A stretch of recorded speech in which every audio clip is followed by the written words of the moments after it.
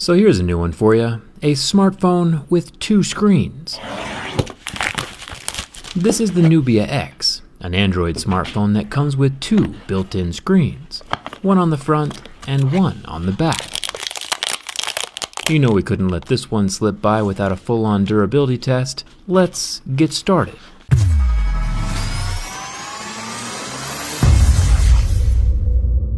So supposedly, if you want to work this contraption, there's two fingerprint readers on the sides that when gripped allow whatever's displayed on the front screen to flip over onto the back panel, while retaining full functionality. You can run the whole phone from back here.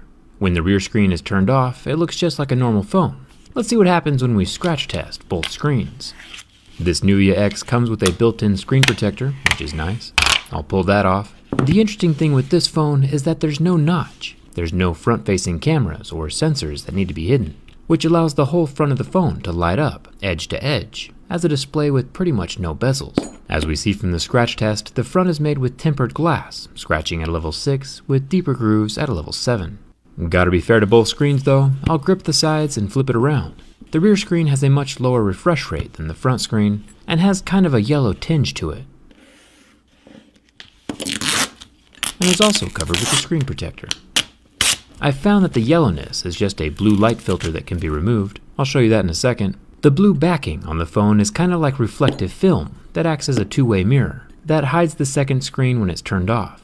And once again we get scratches at a level 6 with deeper grooves at a level 7. The rear screen is covered with the same glass. Part of what makes the front screen so bezel-less is how small this earpiece is. I almost missed it. It's barely the thickness of my razor blade.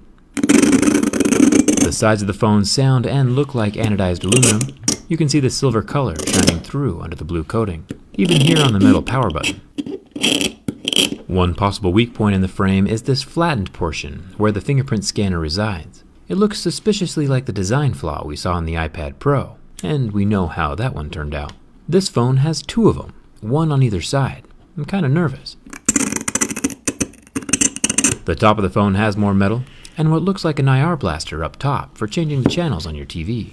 On the other side we have the SIM card tray, volume rocker, and another flattened fingerprint reader. Cause why have just one fingerprint reader when you can have two?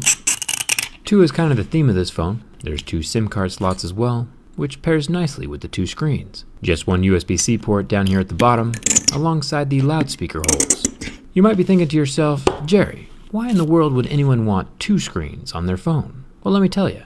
There are no front-facing cameras on the Nubia X, just these two dual rear cameras, a 16 megapixel and 24 megapixel, one regular and the other one for that portrait mode stuff. So when you want to take a selfie, you get to use the powerful rear-facing cameras while seeing your face at the same time. It's an interesting solution to the notch problem, but also a solution that actually works.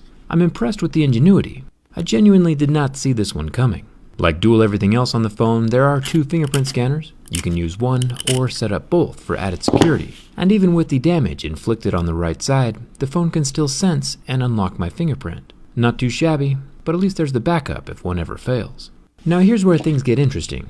This front screen is a 6.2-inch 1080p IPS LCD, meaning that after about 10 seconds we see the pixels getting hot, turning off, and going black, until the heat is removed and then they slowly recover. They do recover completely though. Checking the back screen though is where we see one of the brilliant parts of the Nubia X design. An LCD screen when turned on has light shining through every single pixel, even the black ones, so the whole display lights up. An LED screen or an AMOLED screen does not have light shining through the black pixels, so you really can't tell when the screen is on or off, because the blacks are so black and emit no light. The Nubia X is using a 5.1 720p AMOLED screen on the back, an LCD on the front, and AMOLED for the rear. You can see the pixels going white and not recovering. Both technologies in one single device. Burn test justification. Checkmate on the haters. The rear screen can act like an always-on display without showing the actual edges of the screen. This provides the aesthetic illusion that there's no screen at all on the back panel. Whether the screen is lit up or not, you can't really see the rectangular edges due to the super black AMOLED pixels. It's interesting how all these innovative smartphones keep popping up out of nowhere. No complaints from me. Here's a quick look at the rear display with the blue light filter turned off. It looks completely normal and as good of quality as the front screen. I'm not sure why the Nubia X had that setting turned on right out of the box. I think it looks pretty good. All of these awesome gimmicks, though, mean nothing if the phone can't survive in your pocket for a few years. Here on my channel, we put phones through years of abuse in just a few minutes. It's time for the bend test. The dual fingerprint design on both side rails might just be fatal. With a solid flex from the front, we get minimal bend, but no catastrophic damage, creaks, or snaps. The rear screen looks fine. Even when bent from the front, the phone remains intact and fully functional. No complaints here. The Nubia X is a structurally solid device, even with all that fragile tech packed in, and while having screens on both sides, this phone survives. As a side note, if one screen does accidentally break, you can always just use the other as a backup, since it does come with two. Do you think this phone is the future? Is a dual screen phone a better solution than a motorized front-facing camera? Which one do you prefer? Back-to-back screens are definitely fascinating.